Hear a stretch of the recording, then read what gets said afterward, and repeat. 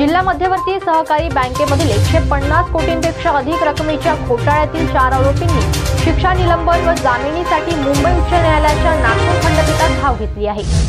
सरकारी रोखे खरेदी घोटाळ्यातील आरोपी तत्कालीन महाव्यवस्थापक अशोक नामदेव चौधरी, रोखे दलाल नंदकिशोर शंकरलाल त्रिवेदी, सुबोध चंद्रदयाल भंडारी व अमित सीतापती वर्मा अशी आरोपींची नावे आहेत। या घोटाळा प्रकरणी 22 डिसेंबर 2023 रोजी अतिरिक्त मुख्य न्यायदंडाधिकारी न्यायालयाने या चौघांसह मुख्य आरोपी माजी मंत्री सुनील केदार व रोखे दलाल केतन कांतीलाल सेठ यांना विविध गुन्ह्यांतर्गत दोषी ठरवून प्रत्येकी 5 वर्ष सश्रम कारावास व एकूण 12,50,000 रुपये दंड अशी शिक्षा सुनावली आहे। त्यानंतर या सर्व आरोपींनी सत्र न्यायालयामध्ये शिक्षा निलंबन व जामिनीचे अर्ज दाखल केले होते। सत्र न्यायालयाने सर्वप्रथम केदार यांचा अर्ज नामंजूर केला। त्यानंतर त्यांनी उच्च न्यायालयात धाव घेतली व त्यांना जामीन मंजूर झाला।